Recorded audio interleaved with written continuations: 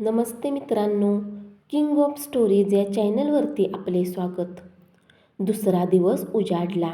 शेवटी भाभीला मृत्यूने कवटाळलं होतं. भर दुपारी भाभीचा अंत्यविधी करून सोसायटीतली माणसं उशिरानं सोसायटीत परतली होती. इकडे कावेरी मात्र रात्रीपासून जे सुन्न बसून होती ती अजूनही बसूनच होती. हजारो विचारांनी अक्षरशः तिच्या मस्तकात गोंधळ घातला होता. माई अण्णांना तर कावेरीला कसं समजून सांगावं तेच कळत नव्हतं. शेवटी माईच वैतागून म्हणाल्या होत्या, तुम्हा तरुण पोरींना राहून राहून काय होतं ते कळतच नाही. लग्न होईपर्यंत सारखे रुसवे फुगवे चालतच राहतात. आम्ही तरी काय बोलावं बाई. कितीही केलं तरी तुम्ही बाहेरच्या पाहुण्याच. एकदा पायावर नक्षत्र पडलं की भुरकन उडून जाता पाखरासारखं. तेवढ्यात दारावरची बेल वाजली. अण्णा दिवाणखान्यात आले. आतून दरवाजा उघडला तेव्हा समोर दारात समीर उभा राहिलेला दिसला. समीर समीर म्हणजे कावेरीचा प्रियकर, एक यशस्वी बिझनेसमॅन. त्याचं आणि कावेरीचं अगदी कॉलेजच्या इंटरपासूनचं प्रेम प्रकरण जमलेलं. हे प्रेम प्रकरण काही दिवसातच लग्नात रूपांतरित होणार हे दोन्ही कुटुंबियांनी ठरवलं होतं. त्यामुळे एकमेकांच्या घरी येणं जाणं, फिरायला जाणं हे सतत चालूच होतं. शिवाय कावेरीही काही कमी नव्हती. ती सुद्धा एका नामांकित कॉलेजवर प्राध्यापिका म्हणून काम करत होती. पण रात्रीचा किस्सा. नमस्कार अण्णा. दारात उभा असलेला समीर हसत म्हणाला. नमस्कार समीर बाबू, या. मागच्या आठवड्यात फिरकलाच नाहीत. हैदराबादला गेलो होतो अण्णा. आत येत समीर बोलला. एका कंपनीचं काम मिळालं होतं म्हणून तिथले कामकाज पाहण्यासाठी गेलो होतो. छान, या बसा. अण्णा, सोसायटीत काही गडबड झाली का रात्री? चेअरवर बसत समीरने विचारलं. हो ना, ती इन्स्पेक्टर काशीमची बायको जळून मेली हो रात्री. जळून नाही समीर, त्या इन्स्पेक्टर कासीमने जाळून मारलं तिला, बाहेर येत कावेरी बोलली. तिच्या त्या वक्तव्यानं क्षणात तिथे शांतता पसरली होती. माई अण्णा तर प्रचंड अस्वस्थ होऊन बसले होते. नंतर कावेरीने रात्री घडलेला संपूर्ण प्रकार समीरला सांगितला. समीरही ऐकून थोडासा धक्का बसला होता. शेवटी तोही अस्वस्थ होत म्हणाला, ते ठीक आहे कावेरी, पण तू पोलिसांना फोन करायचा नव्हतास का? एक स्त्री म्हणून माझं काहीच कर्तव्य नाही समीर. तेवढ्यात पुन्हा एकदा दारावरची बेल वाजली. अस्वस्थ होत अण्णा उठले. त्यांनी दरवाजा उघडला. तसे तेही थोडेसे थरारलेच, कारण यावेळी दारात उभा होता तो बेडर काळजाचा माणूस इन्स्पेक्टर कासीम. नमस्कार अण्णासाहेब. इन्स्पेक्टर कासीम हसत बोलला. यावं का आम्ही आत? हो हो, या ना साहेब. तसा इन्स्पेक्टर कासीम आत आला. इन्स्पेक्टर कासीमला पाहून मात्र कावेरी भयान चिडली होती. ती थांबली नाही. रागाने तडक आत निघून गेली. इन्स्पेक्टर कासीमने लगेच कावेरीचे हावभाव ताडले होते. तसा इन्स्पेक्टर कासीम खाली बसत म्हणाला, अण्णासाहेब, एका महत्त्वाच्या कामासाठी आलो होतो. बोला ना साहेब. अण्णा पुटपुटले. अण्णासाहेब, आजपर्यंत आम्ही सोसायटीतल्या कुणा व्यक्तीला त्रास दिल्याचं तुमच्या ऐकिवात आहे? नाही. पण मग आम्हालाही त्रास होणार नाही याची काळजी तुम्ही घ्या म्हणजे झालं. मी काही समजलो नाही साहेब. माझ्या मते ते तुमच्या मुलीला चांगलंच समजलंय. तेव्हा समजून सांगा तिला. आमचे पार वरपर्यंत हात आहेत म्हणाव.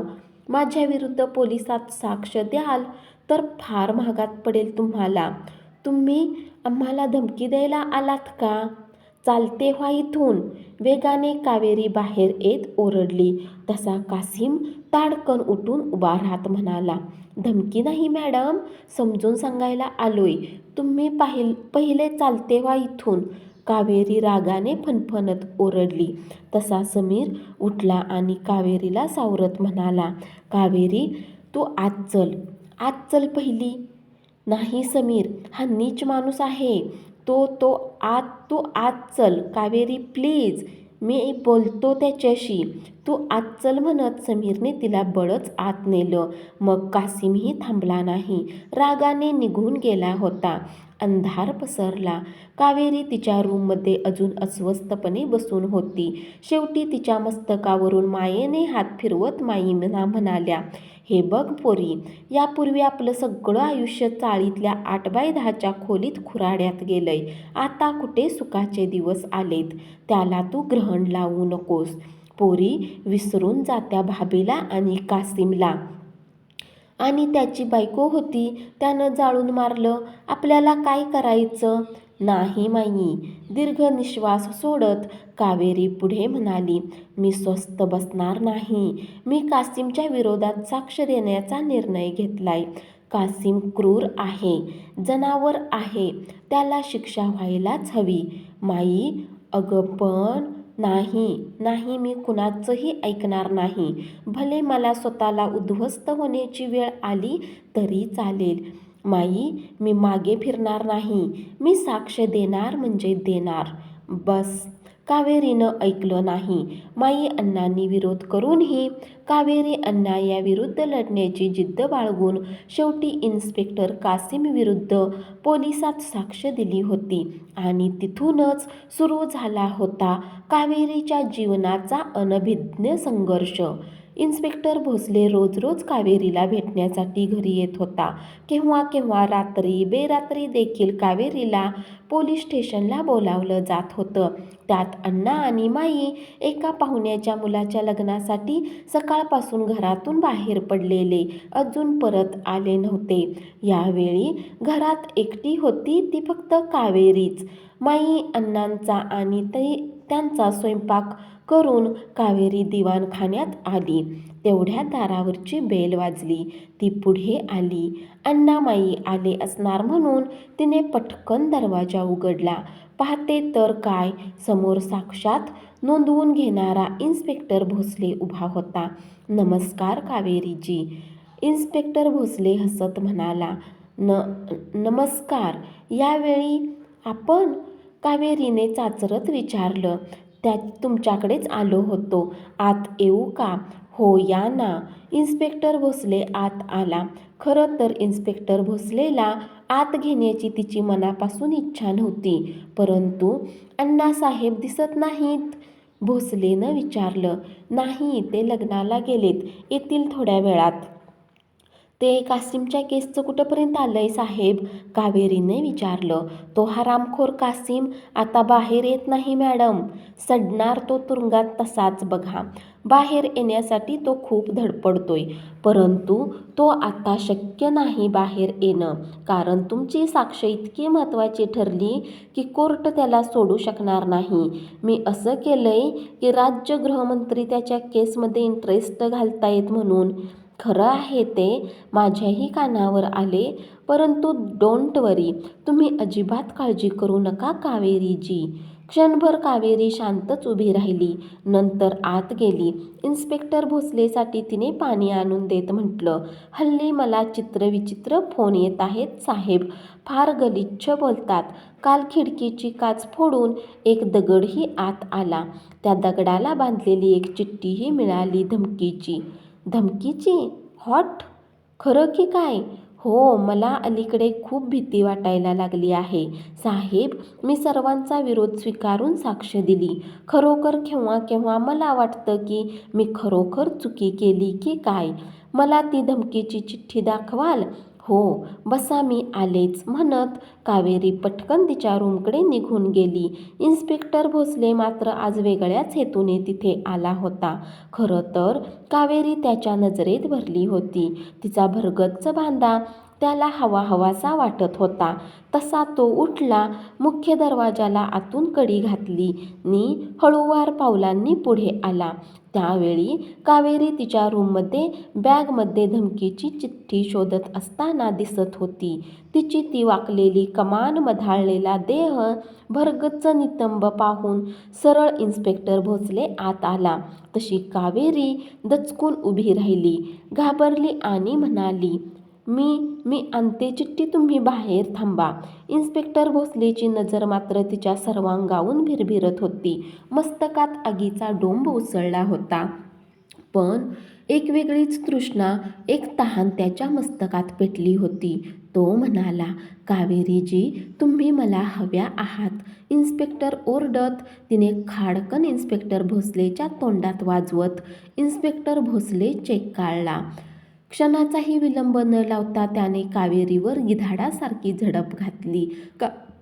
कावेरी प्रचंड प्रतिकार करत राहिली. शेवटी तिने वेगाने त्याचा हाताचा चावा घेतला. भोसलेनं तिला सोडलं तशी कावेरी वेगानं बाहेरच्या खोलीत धावली. दरवाजा उघडला आणि अचानक जिना चढून वर आलेला समीर दिसताच वेगानं समीरच्या गळ्यात जाऊन पडत ढसाढसा रडत म्हणाली, समीर. तो हलकट भोसले आत शिरला. त्यानं माझ्यावर हात टाकण्याचा म्हणत कावेरी ढसाढसा रडू लागली. तू आत चल म्हणत समीर तिला आत घेऊन आला. इन्स्पेक्टर भोसले उभाच होता. समीरने रागाने विचारले, इन्स्पेक्टर, काय चालवलंय तुम्ही? लाज वाटत नाही तुम्हाला एकटी बाई बघून?